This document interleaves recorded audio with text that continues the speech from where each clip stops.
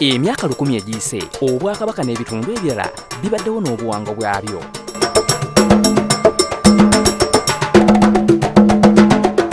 Mu kiseera kino bingi ebikyusiddwa ebirala ne bizikirira.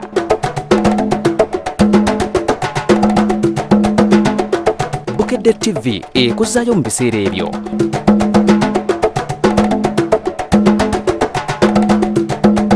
Omanye era oyiga ensibuko y'ebibuwangwa n'empisa ez'enjawulo mu mboozi gye tutuumye. Oguggwa teguba muka buli lwa Sande mu gataleeko nfuufu.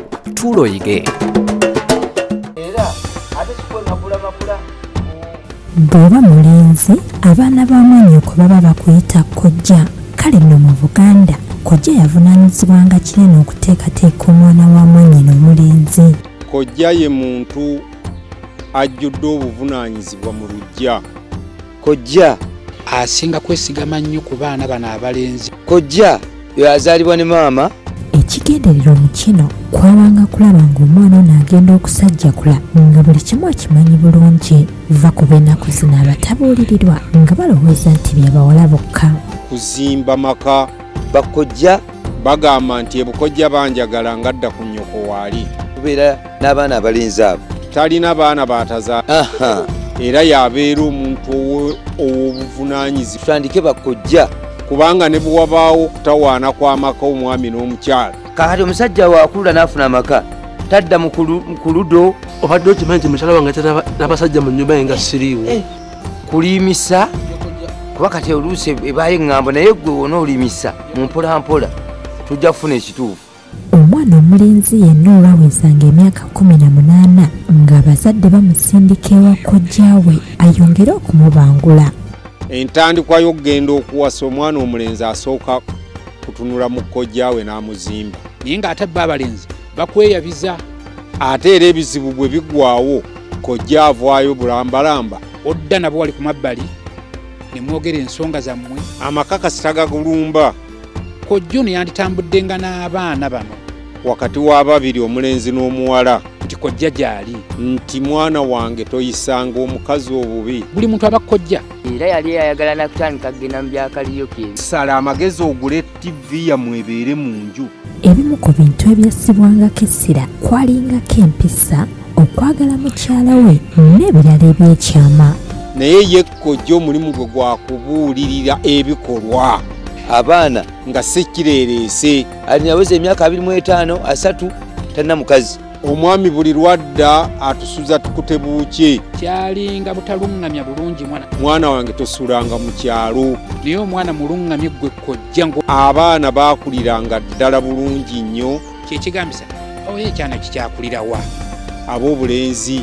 Emikisa gyonna gijja kuba mirungi kubanga obudde buba buwombeefu. Kkojja abaana ba mwannyina yatandikanga okubabangula nga bakyali bato ddala ng'agendako ewaabwe okusobola okunyweza enkolagana ye nabo. Kale nno kyabanga kyangu abaana bano okumweyabisa anti nga yava mu kubeera kkojjaabwe n'afuuka muganda waabwe. Ekyabeerangawo ng'omwana omulenzi atuula kakeeka.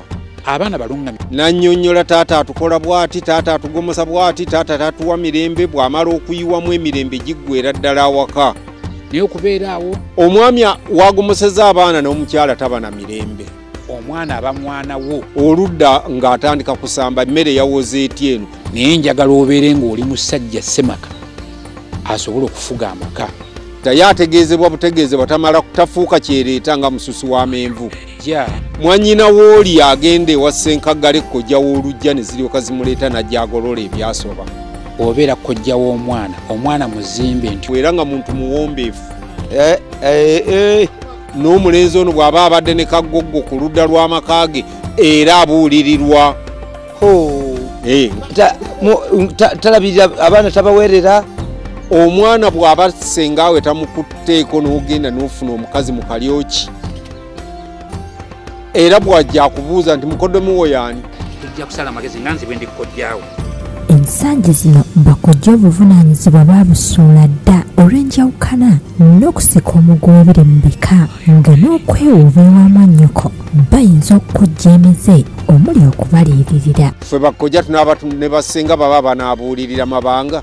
Bakusindika abaana bo baluŋŋamye mu nsonga zonna. Maleere bana bafuuyira empa abalenzi bano batafuuka basajja balungamu batafuuka basajja balambulukufu mu nsi nga kojja naawe bakwogerako kojja amanyi ebyamaka enjawukana eziriwo kati abagamba nti oli si kojjamu isi kojja bw'atya nze mwe kati mbafuga babiri naye omuntu omutuufu bagenda okumubuulira kuba kuba ennanyanga olutta ow'ettulu wano amaka agaali nga amalungi nga tegasosola kasita omuntu oddira ebintu by'omu maka n'ojja obissa mu luggya kitegeeza nti bakojja tebalina kye baakuyamba ggwe ng'omusajja. Sheikh Sazil Mansour Kayiza agamba nti okuvangula omwana kwatandikibwangako nga bukyali okwewala olugero lwa kakyamu amamira. Obeera n'omwana bo ng'oli n'abaana bo bakuza ku makya ennyo olina walabira omwana oyo nga tannaba nakutandika kwambala ngoye ze bulungi n'omulaba mwana oyo yeegolola noga nti mwana omujja kuba mulungi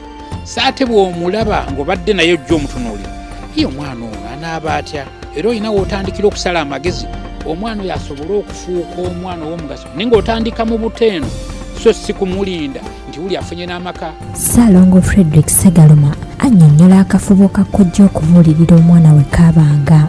Ebintu ebikwatagana mu maka eby'omu kisenge agalenzi ennaku zino gayitiridde okugenda mu biduula era bwe buzibu bwe tufunye bakojja bagayadde naye nga weebali okukuba tekugunjula maka oguggwa teguba muka buli lwa Sande mu gataliiko nfuufu tuulo yige.